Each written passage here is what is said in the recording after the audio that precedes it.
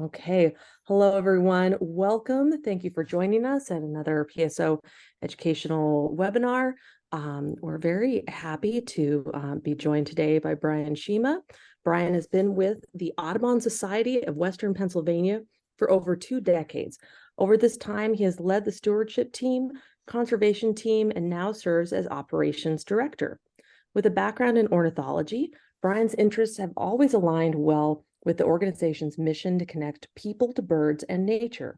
For example, in 2005, he developed ASWP's Eco Tour program aimed at providing birding experiences for area birders. Since then, Brian has been organizing and guiding birding trips throughout the country and has also traveled through Central and South America. To help the organization engage people in nature, he has been involved in a number of conservation stewardship efforts, ranging from watershed conservation, planning to ADA, and regional trail connectivity studies. Brian is a Toyota Conservation Leadership Fellow and was named a 40 Under 40 Conservation Leader by Pennsylvania Environmental Council. Thank you so much for joining us. I'm really looking forward to hearing more about Chimney Swifts. Oh, and one quick reminder to everyone, we will have time for questions at the end of the talk, so you can put those in the Q&A or in the chat, and I'll keep an eye for those. Okay, take it away, Brian. Thank you.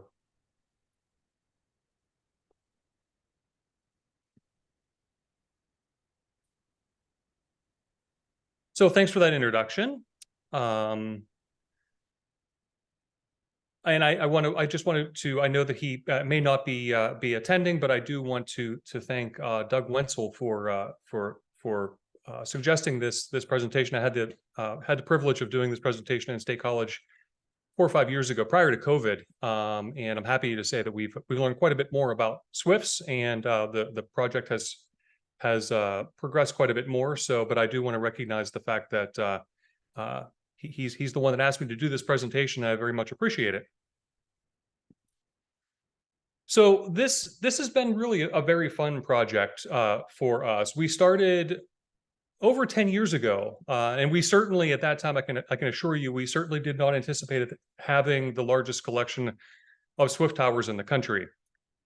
We've learned some very interesting things about one of America's most mysterious birds. I'm sure some of you have probably witnessed an evening swift roost, gone to visit a large chimney somewhere that hosts lots of swifts. I think it's mesmerizing to watch a large flock of swifts swirl above a chimney. And I'm curious, and it's going to be difficult via Zoom, but I'm curious if any of you have ever noticed how the flock is always more dense on one side than it is on the other. For example, the image that's on the screen right now, the flock is more dense on the right. You ever wonder why that is? It's fascinating, really. It's because there's more birds on that side of the flock. So unfortunately, okay, I can't see you all. I can't tell whether that worked or not, but we have actually learned some things about Swifts, and I have prepared a presentation for you this evening. This is my plan. I'd like to begin by formally introducing you to Chimney Swifts. I'll discuss the connections between Swifts and humans, where the species stands in today's world, and I'll discuss an approach to conservation. Finally, I'll introduce a few things that we have to look forward to with Swift conservation.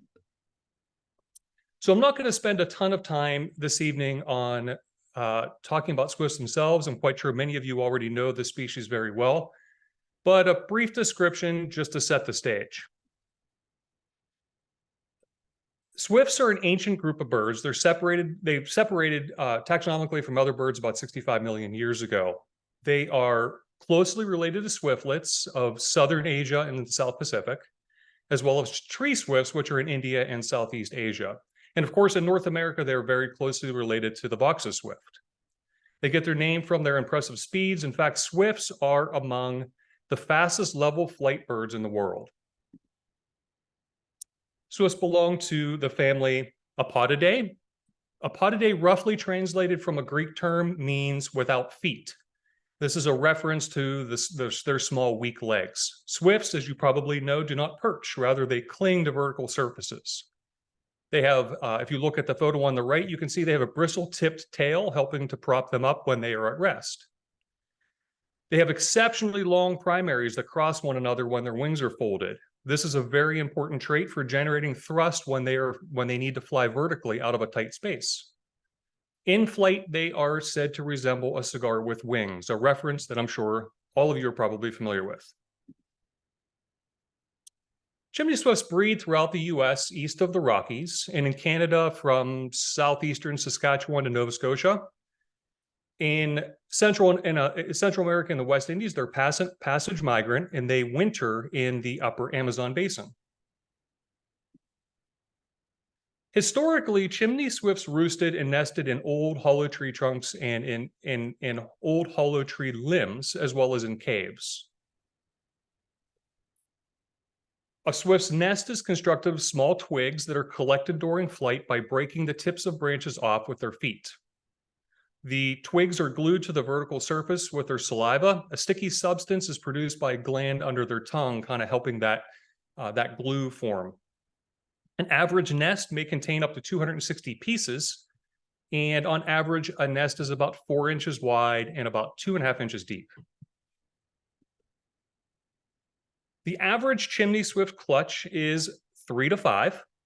And both sexes participate in the entire process. They share time incubating the eggs, brooding the young, and feeding the young. Swift nestlings grow very quickly and they compete for nest space. Interestingly, the nestlings perform push-ups in the nest to strengthen their flight muscles. To build endurance, they hold onto the nest with their feet and flap their wings very quickly until they wear out. Swifts oftentimes outgrow the nest and spend their final portion of their nestling period clinging to the wall of the chimney or nesting structure.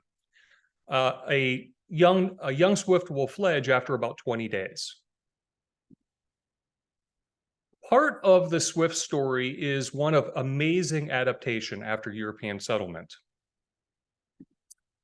As I mentioned, swifts used hollow trees and caves as nesting structures, but forests were cleared for agriculture and a suburban sprawl eventually reduced additional habitat. The species was forced to adapt. As we know, chimney swifts adapted to using chimneys for roosting and nesting habitat. Masonry chimneys provided a cavity that was shaped similar to that of an old hollow tree, and the composition of the inside of the chimney, the masonry chimney, with its rough bricks and mortar, provided an ideal surface for the attachment of their nests. It is believed that in the 19th and 20th centuries, the population of chimney swifts probably increased as development increased across the East. Large roosts became common in commercial and industrial chimneys. Thousands and perhaps even tens of thousands of swifts gathered in roost sites during migration. As we know, swifts can provide a mesmerizing show during migration. Today, large roosts draw crowds of birders, and in the case of the photos here, the threat of renovation at this school in Portland drew community protest. The school was to be renovated, the chimney was to be torn down, and the community insisted that the chimney be saved. And in the end, it was. News of this sort of thing spread, and now many birding communities organize things like Birds and Brew series around roosting chimney swifts. So, where do chimney swifts stand today? Unfortunately, swifts are listed as vulnerable. In fact, in 2018, they were moved from near threatened to vulnerable. So they certainly need our help. The data on the screen now is about almost 20 years old, but unfortunately, the graphs don't look much different today. The global population is estimated to be around 7 million birds, but it has suffered precipitous declines. Partners in Flight Land Bird Conservation Plan suggests a 67% decline in population since 1970. The Breeding Bird Survey estimates a 2.68% decline annually. So I just told you of a perceived increase in population due to development. So what exactly happened? Well, in the 19th century and early 20th centuries, chimneys were built of wood and plaster or even mud. As you could imagine, fire destroyed many of those chimneys. Of course, we all know that masonry chimneys became preferred as a building practice, as our building practices improved. In fact, there are lots of traditional masonry chimneys that were built in the late 20th century that are still standing today. A few of the chimneys on the buildings that Audubon Society of Western Pennsylvania own are actually from that time period, and we do have nesting swifts in them. They actually resemble the chimney that is on the left. However, as time passed and building practices improved, there was a move from these more traditional chimneys, just brick and mortar chimneys, to those that contained terracotta lining. This increased the safety for homeowners for sure. The terracotta lining did not trap as much debris, and the liner was much easier to clean, so it reduced fire hazard. However, swifts were not able to affix their nests as easily to this type of a liner. In addition, as time went on, spark arresters became another very important, a very popular and inexpensive way for safety for homeowners. In fact, the building code adopted requirements for the use of spark arresters throughout the country, I believe. These obviously preclude the ability for a swift to even enter these chimneys. And as technology continued to improve, we moved from furnaces that were naturally vented through masonry chimneys to high efficiency furnaces that direct vent through simple PVC pipes like the one shown here in this photo. So most new homes today do not even have a chimney at all, and most mid-century homes that did once contain a chimney have since been retrofitted with high efficiency furnaces. Those chimneys have been capped for safety and energy efficiency. And of course, it's no surprise that broad use of herbicides and pesticides has had an effect on swift food supply. Unfortunately, societal pressure for neatly manicured yards greatly influenced both habitat and insect availability for swifts. So again, as I mentioned earlier, swifts certainly need our help. And like many things, humans tend to make changes at a rate that nature is incapable of adapting to. So with a plummeting population, a new approach to the conservation of chimney swifts was needed. Fortunately, a couple in Austin, Texas was thinking about chimney swifts. These are my friends, Paul and Georgianne Kyle. They made it their mission to find a solution to diminishing nesting habitat. They were lifelong nature enthusiasts, and they were members of the Travis Audubon Society in Texas. They decided to donate their property to Audubon, named the property after chimney swifts, and began working toward a solution for conservation. The Kyles experimented with towers that they built to mimic chimneys at their Chatora Canyon Sanctuary. 16 towers were constructed on their property, and if you look at that map, the tower locations are denoted with a house that's shown on the map. Each of their 16 towers ranged in size and in shape, and the Kyles kept meticulous notes on which towers attracted birds, which towers had successful nests in them, and which towers served as roost locations. Within a few years, the couples perfected a design that seemed to fit each of the elements that they were looking for. They created a faux chimney structure like the one shown here on the right. Their design it clearly withstands the elements. It protects nesting birds from predators, and it was designed in a manner that used the least amount of materials with a minimum waste. So it was a pretty efficient structure to build. As the tower showed success at Chatora Canyon Sanctuary, interest grew in the concept from the birding community. This led Paul and Georgianne to develop 2 publications describing the importance of chimney swifts, and that one of the books introduced their new approach to conservation. These books were published in 2005. Inside of the construction guidebook, the Kyles provide step-by-step instructions to replicate their proven design. They provide an exact material list. They provide step-by-step instructions on how to build one of these things, and their design is really quite simple. So if you look at the diagram that is shown here, in this case, they're showing a tower-only design. It is approximately 12 foot high, and it very much resembles a chimney. All it really is 3 boxes. The boxes are constructed out of T111 plywood, which is a grooved plywood. The grooves face inward, and each box measured 16 inches square and 4 feet tall. So if you look at the bottom of the box that Paul is holding, you can kind of see that there is a tongue and groove shape to the bottom of that box. If the plywood is cut correctly and assembled correctly, each of the 3 boxes fit together in a tongue and groove series, forming a 12-foot tall column, again, basically to mimic a chimney. So going back to their design, you can see that those dotted lines going up the center of that column is the T111 grooves that are facing inward. They are using 1x4 pieces of wood to basically strap those 3 boxes together. And in between the 1x4, on this diagram, it says airspace or insulation. In Pennsylvania, we use foam insulation panels. We cut them to fit between the 1x4s. We affix them to the backside of that T111 to provide a little bit of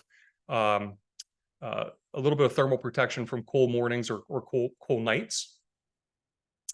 The bottom of the tower, and I will reference this a little bit later in the presentation, the bottom of the tower is shown on the very bottom left of this diagram, has a whole bunch of small little holes. Those holes are vent holes to allow air movement up and down through the column.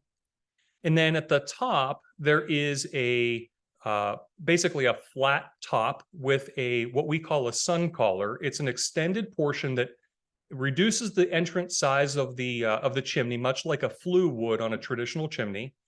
The sun collar is made out of wood, and it protrudes up above the cap of the chimney by 6 or 8 inches.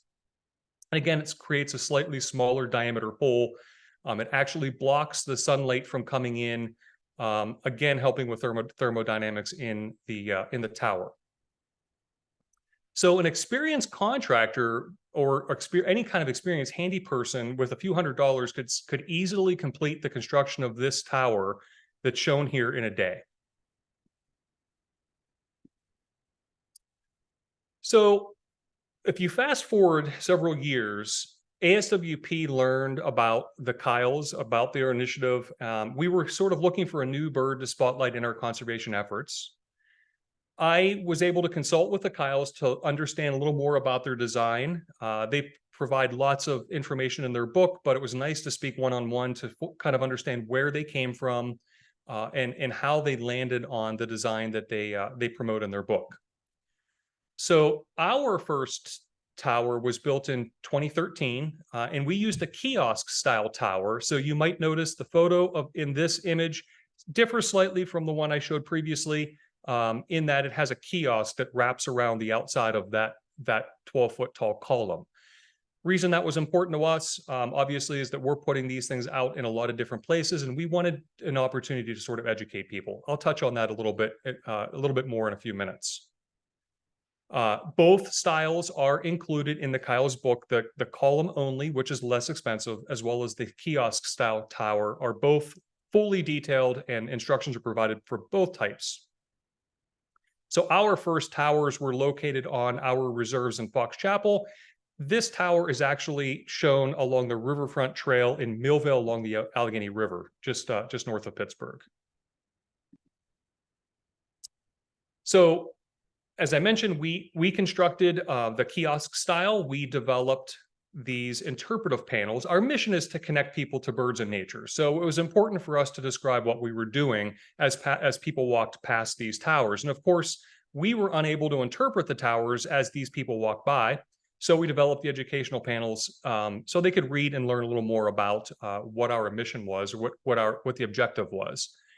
So these panels sort of provide impromptu education opportunities, and they also provide connections to our website for potential data collection. After building a few of these towers, we developed a system that became easier and more precise.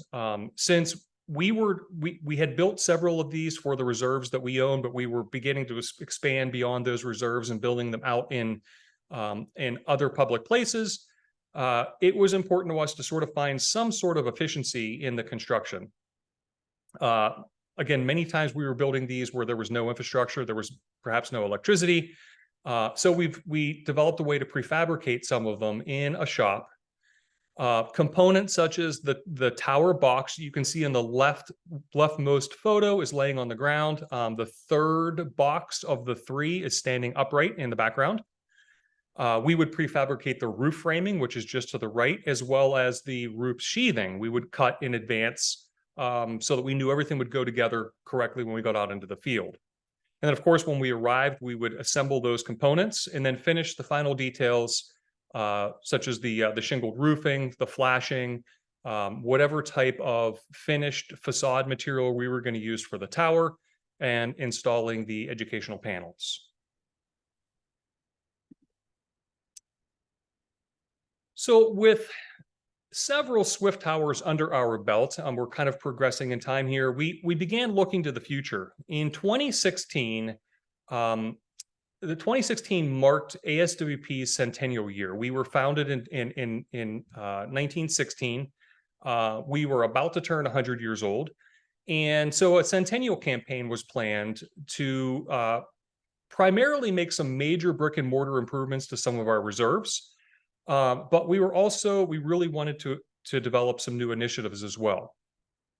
To commemorate the 100-year anniversary, we challenged ourselves to build where we were going to reach a number of 100 by 100 thresholds. One of them, for example, was to become 100% carbon neutral by our 100th birthday. Another was to build 100 Chimney Swift towers by the time we turned 100. So as we kind of went down this centennial campaign, it was a $7 million campaign. $200,000 was set aside for Swift conservation. We were able to leverage funds from the Pittsburgh Foundation to gain additional support from the Allegheny County Parks Commission. Those two funds came together to total $200,000 in financial support.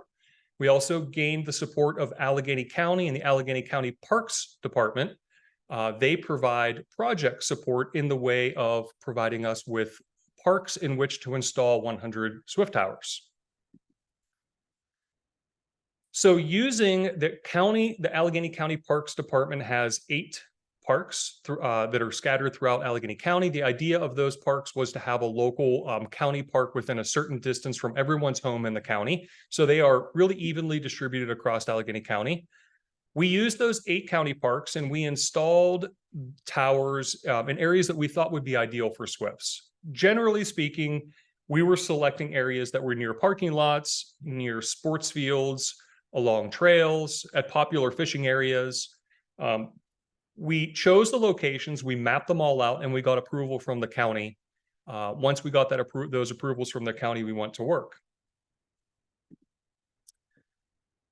So we were obviously facing the prospect of owning 100 new Chimney Swift towers. And we had all of the tools needed to, we had the funding, we had the support, we had the tools needed to move forward, but again, facing the prospect of owning 100 new towers, we were looking at ways to try to decrease future maintenance. So although we had built several towers, we kind of went back to the drawing board and found materials that we thought would last longer, that would require less maintenance. So all of the 100 towers that we have in the county parks contain what is called a hardy panel siding. It's a little more expensive, but it's a cementitious product. It's entirely insect and weather resistant. It's basically made out of, it's a composite cement board, basically. It very much reduces maintenance moving forward. We probably will not have to replace that facade in the next 25 or 30 years. And so we knew it was a very stable, very safe product to use. We also, if you look at this tower, I would not have expected you to notice this in previous images, but the Kyle's book requires 8 posts, 4 posts that go in the ground and then affix to the inside of the tower itself, and then 4 posts that surround that tower, forming the kiosk legs. we found a way to eliminate 4 of the 4 center posts of from the chimney tower. It reduced materials, but it greatly reduced our manpower, the need for having to dig 4 additional holes in the middle of, they're very close together, in the middle of this Chimney Swift tower. So we basically just built an H shape and out of 2x6s in the middle of the tower, in the middle of the kiosk. That H shape supports the weight of the tower, and it keeps it, gives it lateral stability as well.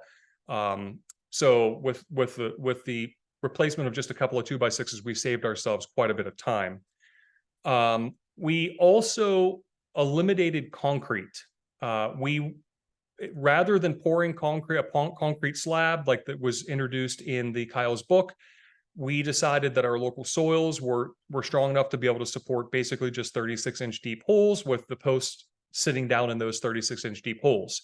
And so that eliminated the cost of concrete, but more importantly, the weight of concrete, carrying that stuff out into the field with us. Each of those improvements were incorporated into all 100 towers in the county parks, and we continue to use that same exact design moving forward because we think it worked really, really well. The other thing that I'll mention is in the case of the county parks towers, we worked with the art commission for the county to match the shingle color to existing buildings in the parks. We altered our educational panels slightly so that they aligned with the color schemes that are used on the other signage in the county park. So there was a few changes that we made, all of them generally improving upon the original towers that we constructed. And again, all of them we've stuck with over time. So this is a simple map that is depicting the tower locations that we have within Allegheny County. I believe on this map, there are 144 towers. We do own about 165 towers. We don't monitor all 165. We do monitor all 144. I can explain that a bit later. But you could probably generally, if you look closely, you could probably pick out the clusters of dots. There's 8 clusters. Those 8 clusters correspond to each of those county parks that we built those 100 towers in. This slide mentions that we have about 165 towers, and those towers are in 5 counties in southwestern Pennsylvania. So as we constructed the towers, we recognized that we were making a pretty significant contribution to the availability of Swift habitat through these towers, and we recognized that we were going to have a pretty large collection of towers from which we could collect information. So this is an example of a publicly available document that we've provided for people to help us collect information on towers. As we constructed the towers ourselves, we collected much more exhaustive information, 6 or 7 page long spreadsheet, basically gathering the information in an effort to provide insight on in the future on Swift preferences and tower success. So this form is pretty basic. Our data ranged from physical tower information. For example, does it contain insulation? Some did, some didn't. What color is the tower? Again, the county parks towers all generally fit the same mold, but we have 44 towers that we're also collecting information on that are outside of those county parks, and they might differ in color, for example. We collected spatial information on the tower's orientation, the aspect on which the tower was built. We collected physiognomic information to sort of draw a picture of where the tower is located. For example, what kind of habitat is nearby? How far away is it? What is that habitat's composition?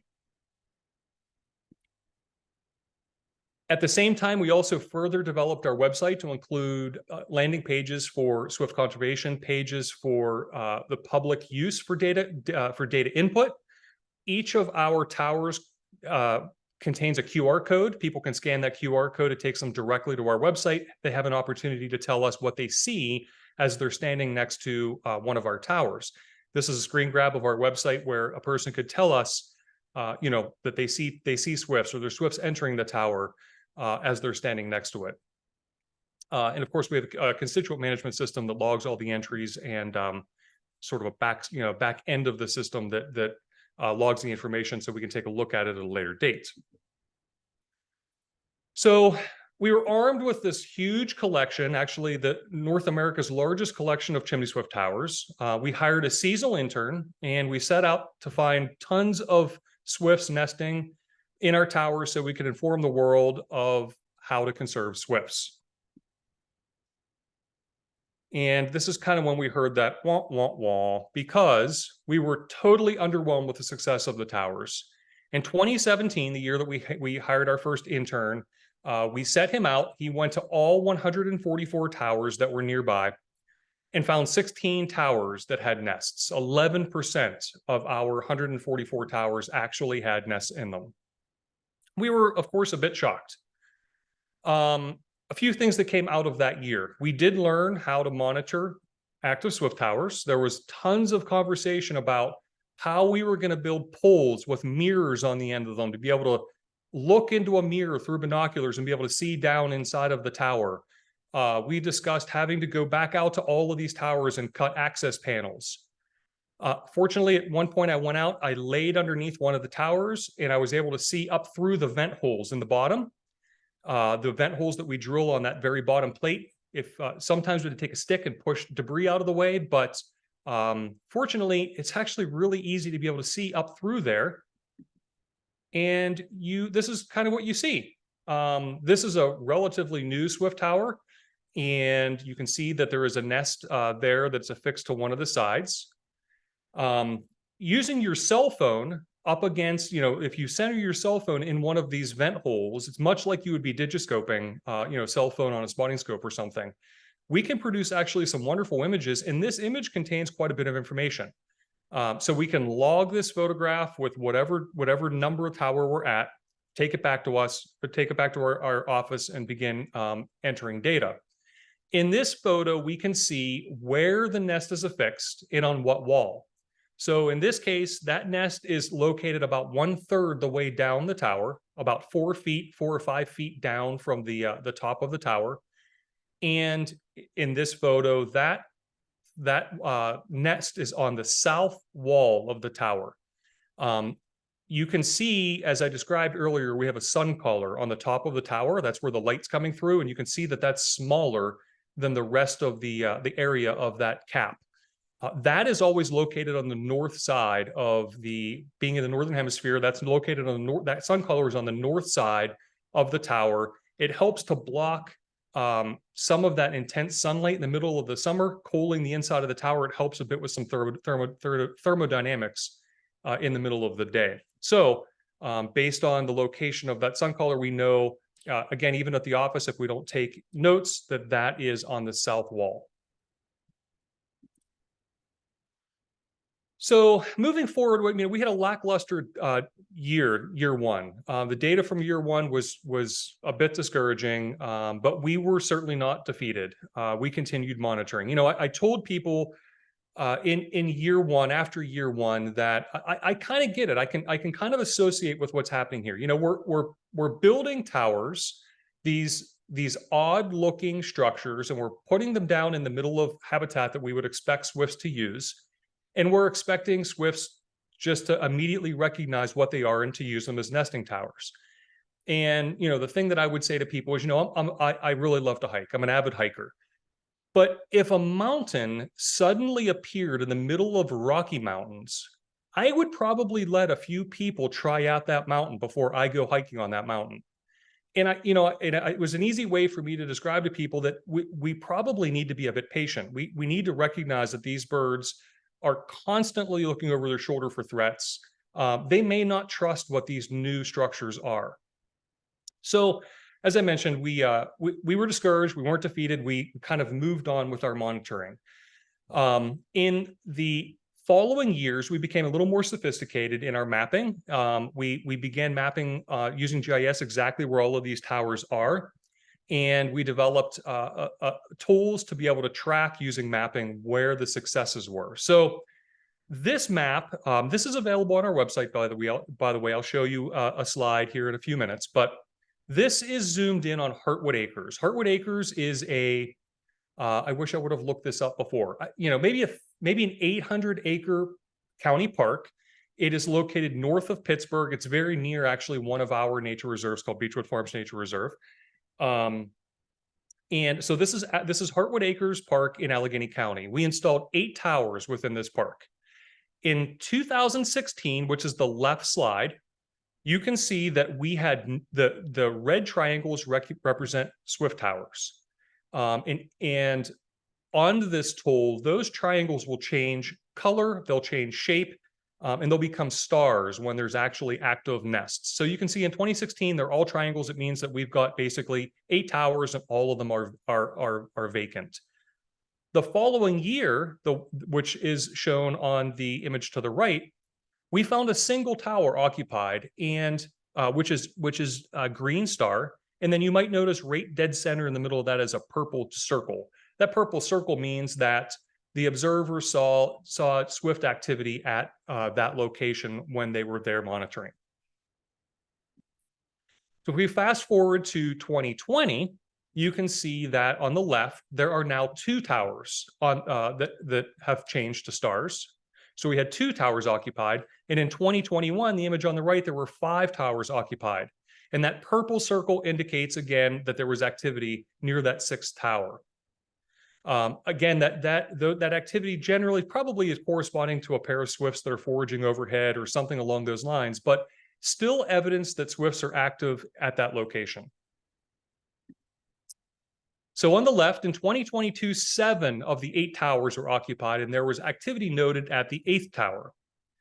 We do not have yet published to our website the 2023 results, but I am pleased to report that the 8th tower was occupied this year. So all 8 towers at Heartwood Acres were occupied. And in fact, a few other county parks also reached that same milestone. All available towers are occupied after 5 or 6 years. So on the right is a screen grab of our website. This is zoomed way out. Heartwood Acres is generally in the center of that mass. Just wanted to give you an idea of this sort of interactive tool that we've made available. You can play with this on our website at any time. You can zoom in to look at individual tower information. You could zoom out like this to see all 144 towers.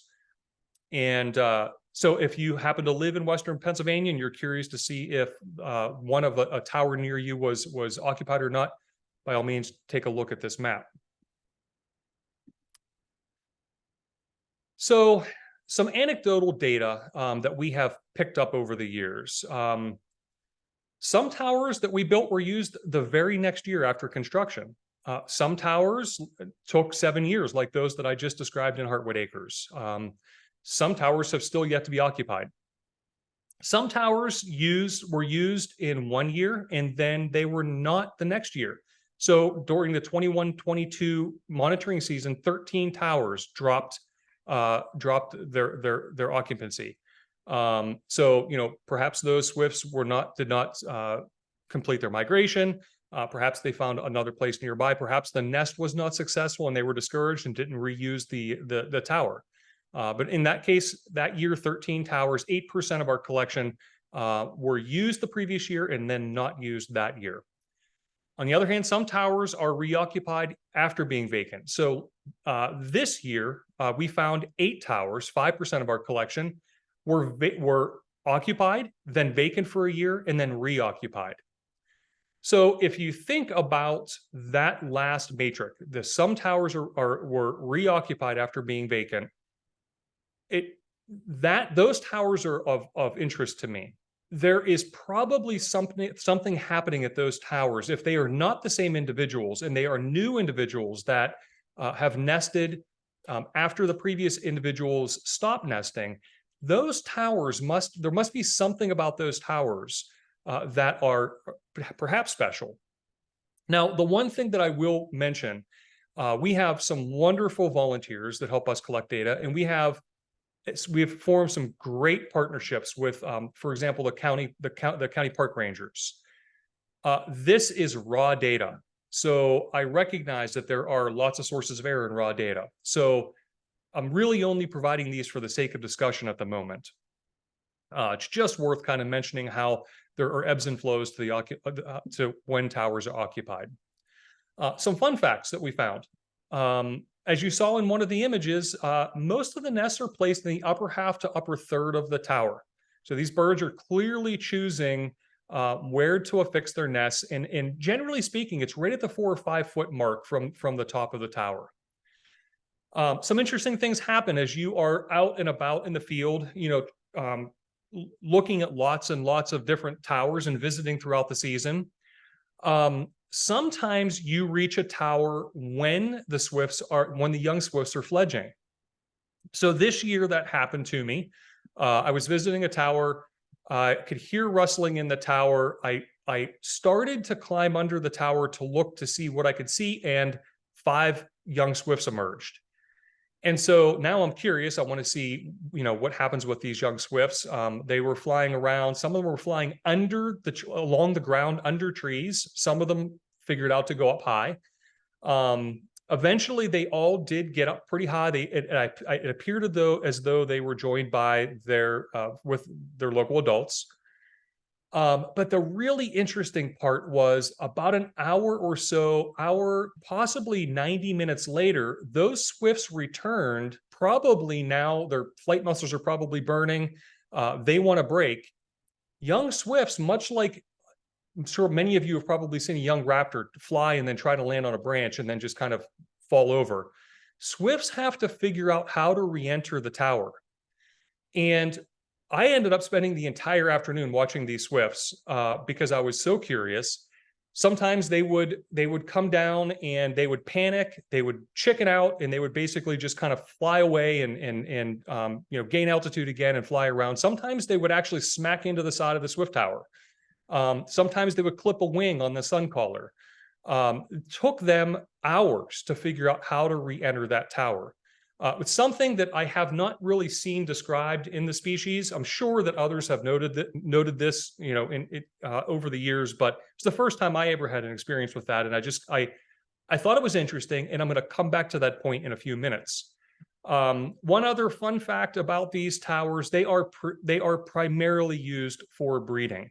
All of the data that I've talked to you about, most of the data we've collected is about nesting swifts in the towers. However, we have noted about 100 swifts using one or more of the towers for roosting. So they can provide roosting habitat as well. Just think they're not as preferred over those very large tower locations, that we're all aware of in our regions. So, and one other note, to this point, I've talked entirely about the Kyle's design for Swift Tower, which is primarily a wooden structure. We have sort of graduated from that, or maybe not graduated, but we have incorporated some true masonry chimneys on our properties. We have, on each of our reserves, our entrance sign, we have incorporated a masonry Swift Tower. So in the image there on the left, you can see it's Beechwood Farms Nature Reserve, and then that tower is actually hollow. It's masonry construction. The image on the right is that tower with a nest of 5 eggs. And then if you look closely on the left and on the bottom of that image, you can see the 2 swifts. As I recall, it was very hot the day I took that image. They probably were not needing to incubate. They were just resting off of the nest. All I did was slid my cell phone over the edge of the top of that masonry chimney and just took a picture. So I didn't even startle them. But I was really pleased to see that nest with 5 eggs and of course the 2 adults that are resting in there. Just goes to show that the Swift Tower design is excellent, but in some cases all they need is an opportunity. So after 5 years, have the numbers improved? So as a reminder, 2017, our very first year that we monitored, we had 16 towers that were occupied for 11% of our collection. 2023, 71 towers, 49% of our collection are occupied. It's over a 400% increase in 5 years. I will mention that there are a dozen more nests and unsurveyed towers, such as those entrance signs that I just mentioned to you. So part of what I think is happening here, and I may have suggested it a bit to you in one of the comments that I made earlier about, the mountain that suddenly appears in the Rocky Mountains. Number one, these swifts are beginning to understand that this is nesting habitat. But more importantly, I believe that young returning second-year swifts are recognizing these as breeding locations because they were their natal site. So, we know that there is nest site fidelity in swifts, and I believe that this may be pointing toward, recognition of what their natal site looked like, what the young birds were born out of. When they return from their migration, they come back to Western Pennsylvania. They're looking for something like mom and dad nested in. They're recognizing additional swift towers that are nearby, and they are then occupying them. So I think it was very nice that we're approaching the 50% mark now after 5 years of surveying. It was certainly that is a milestone that we all look forward to. So we now have the largest collection of swift towers anywhere in the country, and we're armed with 5 years worth of data. We now feel as though we're probably in a position to begin analyzing some things. So our next steps, my primary questions include, what do occupied towers have in common? And do those findings correlate to unoccupied towers? In other words, are there differences among these towers, and can I really point to what they are? Can we determine the factors that are most important to chimney swifts during their nest site selection process? We know anecdotally there is evidence that the ability to hear a nearby nesting pair influences the distance between nests. So in other words, if there is an established pair of swifts, it is believed that an additional pair of swifts will not nest in a location if they can hear the existing swifts in their nest location. I wonder if that's accurate. No one has ever tested that. We could easily build additional towers near some of our existing towers to see if we, in fact, could get nesting swifts within certain proximities. And then finally, many towers in Canada are not successful. They are struggling to get these swift towers to be successful. And there is a thought that thermodynamics may be an important element. Their mornings are much cooler. Their nights are much cooler. Are these towers not performing as well in those northern latitudes because of the thermodynamics? We have an opportunity here in Western Pennsylvania with 144 towers to use data loggers to determine what are the low temperatures, what are the high temperatures, when do we reach the low temperatures, so that we can begin to inform others as to what they may need to do to reach those thermodynamics that are important for swifts. So we are not the only ones that are working toward swift conservation. Of course, as the intro that PSO provided mentioned, I've been part of a team of organizations and agencies working together to sort of try to formulate a plan, try to answer some questions. And there's a Canadian group that has designed and is testing the effectiveness of swift-friendly fly-through chimney caps. So this presumably would be approved by their local code for a spark arrestor, but the construction of the cap enables birds to access the chimney.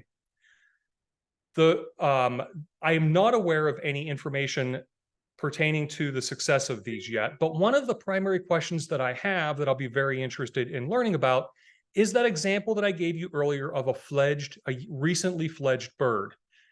It took hours for the young birds to learn how to re-enter a tower that is completely open on top. I'm curious to know if those young, inexperienced birds are able to enter that chimney with that fly-through design on it. I'm hopeful that they prove that they can. I'm wondering if that is going to be a drawback of that design. Again, I hope I'm wrong. Canadians have also proposed establishment of critical habitat protection of chimneys. So they're doing some really cool things. They have proposed, some of their conservation agencies have proposed that chimneys should have some protection by their government. And obviously, if something like that passed, they would go a long way for protecting chimneys, keeping chimneys intact. And I'm curious to see what happens there.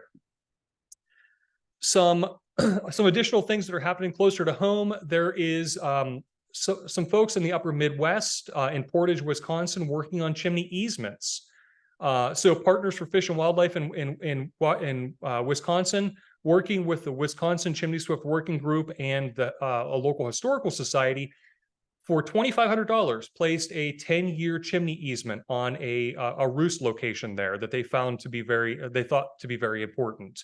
So that kind of sets the stage for some of us to be thinking about whether that's something we would be interested in, approaching local building owners that do have those large chimneys, using some of the verbiage that they've already put together and seeing if we might gain some traction in protecting chimneys here locally. And then in addition, Audubon Vermont established a monitoring project in eBird. I don't think that their project is active anymore, but the point is it lays the groundwork for monitoring projects that we could potentially do on a much larger scale. So I'm kind of excited to see what these types of things, what might kind of happen there. There's still very much to learn about these mysterious birds. With an increase in the number of organizations investigating the species, I do feel a sense of encouragement. And, with agencies such as the U.S. Fish and Wildlife Service, who happen to have staff that are very interested in helping to coordinate North American conservation, I think we are definitely poised to make a difference for this species. We like the idea that we're working on the conservation of species while it is still somewhat common. And of course, we want to try to keep it common. And who knows, maybe someday we will know why there are more swifts on that side of the flock. So with that, I thank you for listening, and I am happy to take questions. Thanks so much, Brian. I did notice a couple of questions. I'm going to start by reading a question that's in the Q&A, and we'll see, and we'll go from there. So if anyone else has questions, please add them to the chat or the Q&A, and we can answer. Ask Brian to answer them. So the question is, I've been monitoring swifts in Wilmington, Delaware for about 20 years. And this is from Sally. Thank you, Sally. And in the last 3 years, peregrines have proved quite disruptive to the fall roosts. This appears to be an unintended consequence of peregrine introductions into urban areas. I'm not convinced that the peregrines are actually successfully catching and eating swifts, but they are flying through the swirl and even perching on the edges of the chimney swift roof, the chimney roof roost. Have you found that in other urban areas where peregrines have been encouraged with nest box, this has been documented? So, Sally, I'm not sure that I have that I've drawn the correlation between the introduction of the falcons in these areas, but I know that this happens, and in fact, even more frequently with accipiters. Same exact scenario that you described, a Sharpie or a Cooper's hawk will literally be perched on top of a chimney, and the birds are literally forced to find a roost elsewhere. That has been documented quite a bit, and I suspect the very same thing exists for peregrines. Yeah, I'm sure that I'm quite certain that peregrines do take chimney swifts. I think they are certainly not one of the preferred species. The thing that these guys are tiny little birds. There's the energy expenditure and the payoff is probably not the best for a peregrine, but I'm sure that they do take them. And I do agree with you. It is probably an unintended consequence, but my opinion is those predators, they're living their lives. They are not making as big of an impact on the swift population as what we are with habitat loss, with with taking chimneys away, with the constant herbicides and insecticides and things like that. So I think my opinion is to pay a little more attention to, those things that we can control, let nature do its course, and just hope that that these birds are able to find nearby roosts that they can find successful. Great. That's really interesting observations too. Warren wonders, do you run into building code issues? Yeah, so we have not, and that's a great question. We have not. However, when we are introducing Swift towers to new areas, we do check with their local municipalities typically to find if there are any special requirements. Typically, when we show them the design that we have come up with, again, as a reminder, building code typically is, this is not an occupiable structure, right? So building code doesn't necessarily pertain as much when a human can't live in it. So, but there are certainly, there's a fallover risk. There's things that building code officials would be interested in, and typically those are things that relate to footings, or perhaps to future maintenance. And I think that we have thoroughly solved those with, as I mentioned, we are going 36 inches deep into typically clay soils. Backfilling those four holes entirely, and then we're choosing the materials that we feel last a really long time. The flashing is installed to code, shingles are installed to code. The things that that a building code officer might look at, I think that we are actually hitting each of those in that design. But again, most importantly, those footing criteria, I think, are typically what they're most interested in, and I feel very confident. I've never run into any issues anywhere in our region with an official that didn't want to give me the go ahead. Great.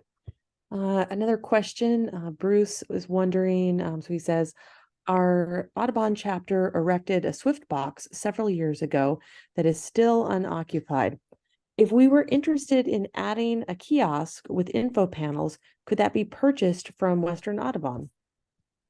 Good question. So I'm going to answer it in two ways. First, we don't provide any materials or anything. I'm happy to provide guidance, but we don't sell any of the components to the Swift towers. And the adding that kiosk will certainly add to potentially that impromptu education, the local awareness of what that thing is. It's probably not going to change the success of the tower. So, if you're interested, feel free to drop me an email or a telephone call. We can chat about the location of the tower.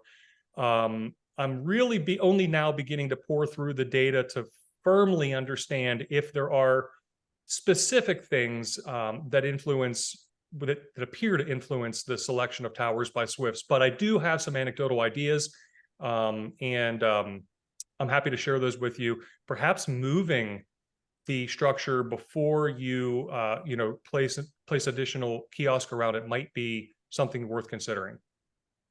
Great.